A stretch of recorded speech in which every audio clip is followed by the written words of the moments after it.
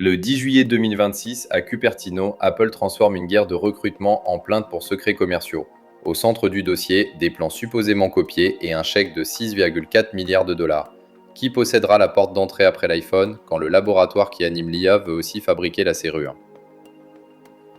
Épisode Apple versus OpenAI, la guerre totale pour l'après-smartphone. Chapitre 1 Le schisme de Cupertino. Une alliance peut tenir dans un communiqué et se briser dans un dossier de justice. Le contraste tient dans une salle de réunion et dans une poche. D'un côté, Apple a déjà placé plus de 2 milliards d'appareils actifs dans le monde selon ses résultats publiés en février 2024. De l'autre, OpenAI veut inventer le prochain terminal alors même que son premier produit n'a pas été montré au public.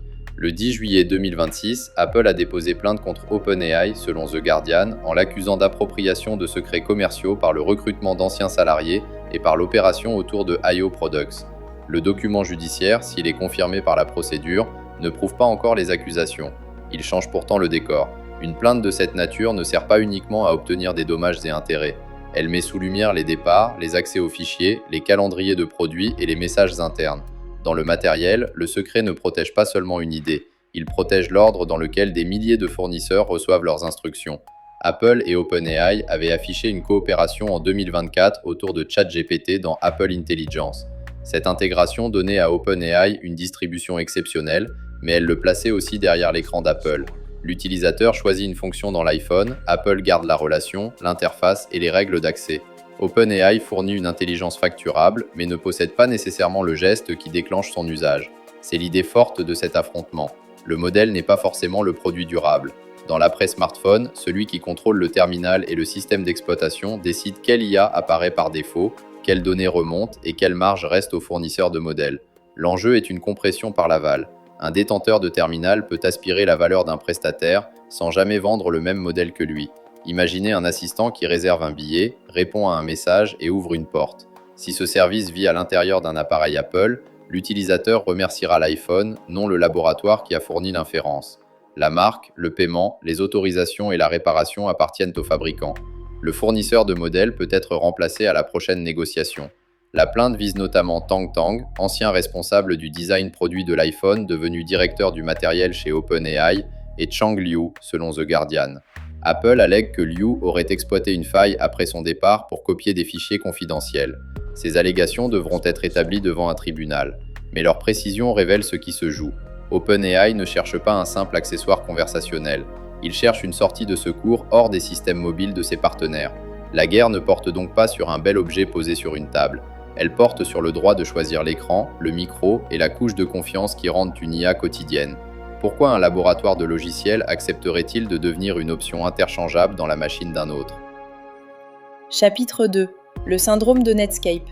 La fenêtre semblait libre jusqu'au jour où le propriétaire du bureau l'a encadrée.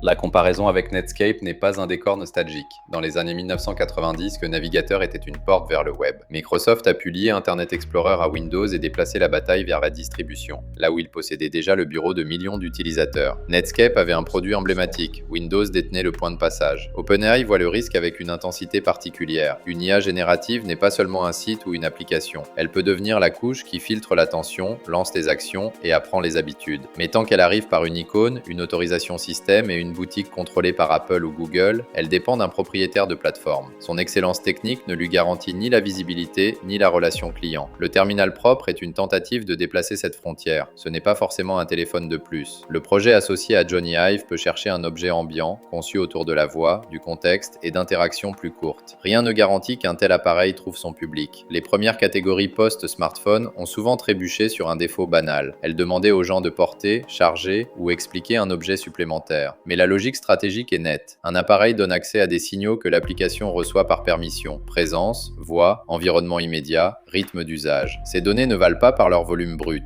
Elles deviennent défendables si elles améliorent le service, puis sont réalimentées par l'usage. Voilà pourquoi le matériel peut valoir davantage qu'une vitrine. Il peut devenir la boucle qui nourrit le modèle et verrouille le flux de travail personnel. Le mot verrouillage mérite d'être manié avec précision. Pour un utilisateur, quitter un assistant devient coûteux quand il a accumulé des préférences, des automatismes et une confiance confiance pratique. Pour une entreprise, le coût est plus large. Intégration, sécurité, support et responsabilité en cas d'erreur. Apple possède déjà cet avantage à l'échelle du terminal. OpenAI tente de fabriquer son propre coût de sortie avant que les systèmes mobiles n'enferment définitivement l'IA dans une case de fonctionnalité. Cette ambition explique l'acquisition de IO Product, cofondée par Johnny Ive, pour 6,4 milliards de dollars, rapporté par The Guardian. Ce montant n'achète pas un chiffre d'affaires visible. Il achète du temps, une équipe, des méthodes de conception et la crédibilité nécessaire pour parler aux fabricants. Le prix ressemble moins à l'achat d'un produit fini qu'à une prime d'indépendance. Pourtant, l'histoire de Netscape contient aussi un avertissement. Posséder une interface ne suffit pas si l'on ne maîtrise pas les règles physiques de sa diffusion. Entre un prototype séduisant et des millions d'unités livrées, il y a des composants, des tests, des retours, des garanties et des stocks. C'est là que la fuite des talents devient plus révélatrice que le dessin d'un appareil.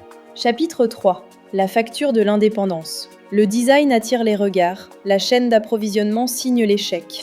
Selon The Guardian, Apple accuse OpenAI d'avoir recruté plus de 400 de ses anciens ingénieurs. Le nombre est spectaculaire, mais il ne faut pas le lire comme un simple tableau de chasse.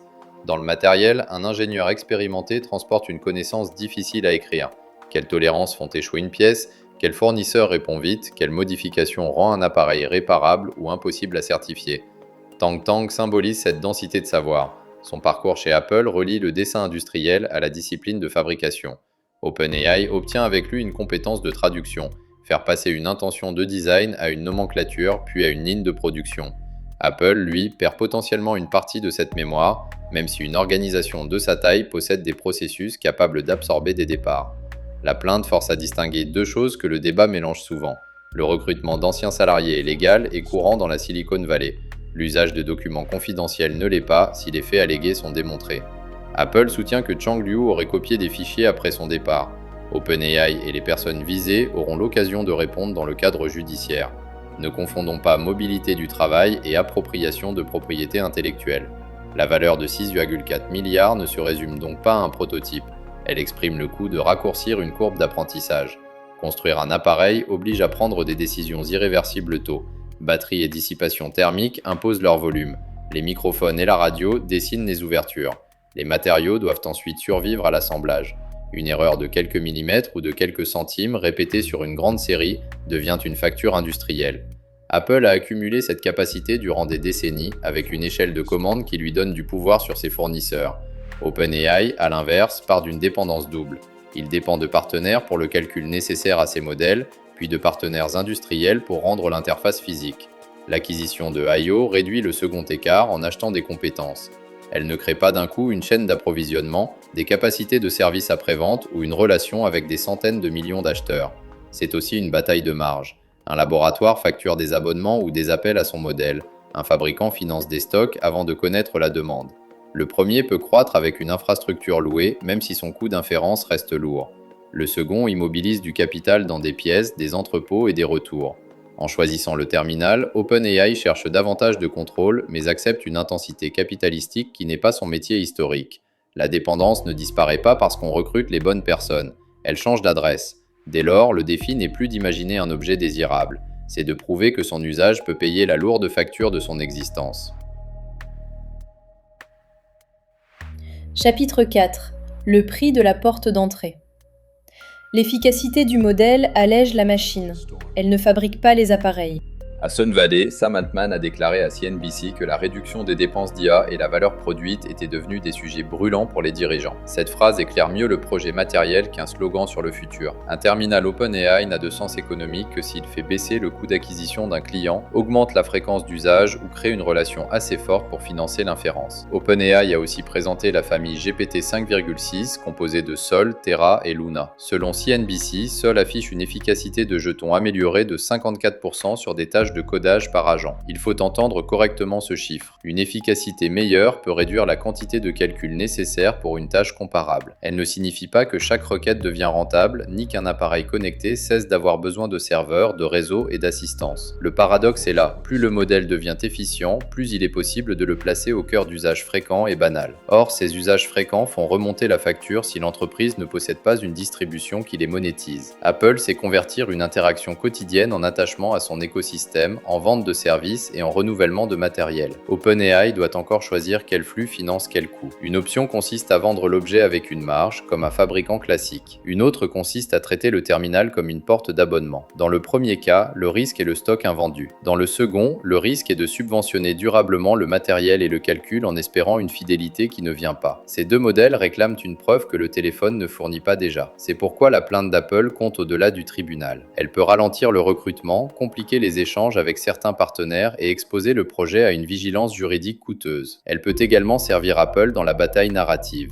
Rappelez que le matériel n'est pas une maquette, mais un système de savoir-faire, de contrat et de responsabilité. Inversement, pour OpenAI, résister à cette pression est une façon de signaler qu'il ne se contentera pas d'une intégration sous marque Apple. L'investisseur attentif ne doit pas demander si l'objet sera magique. Il doit suivre le coût de la sortie pour chaque camp. Apple peut-elle remplacer un fournisseur de modèles sans perdre l'expérience de ses clients? OpenAI peut-il changer de fabricant sans retarder son produit ni perdre sa qualité? La partie qui peut rompre un contrat à faible coût possède le vrai levier de négociation. Le prochain appareil ne sera pas jugé d'abord sur son intelligence apparente. Il sera jugé sur une question plus rude, qui absorbe les coûts quand l'usage devient quotidien. La grille à emporter tient dans le coût du divorce. Pour lire le prochain objet d'IA, ne commencez ni par sa démo ni par son design. Demandez qui possède la relation avec l'utilisateur, qui finance l'infrastructure et qui peut remplacer l'autre sans casser l'expérience. Apple a déjà la porte et ses habitudes. OpenAI tente d'en construire une avant de devenir un moteur caché derrière la poignée. Le dossier ouvert le 10 juillet ne décidera pas seul de cette bataille. Il rend visible le prix de l'indépendance, du talent, du capital, des fournisseurs et une confiance que la justice peut fragiliser. Si le terminal de l'après smartphone arrive, restera-t-il une fenêtre dans le système d'Apple ou deviendra-t-il un système à son tour? La porte décide du pouvoir.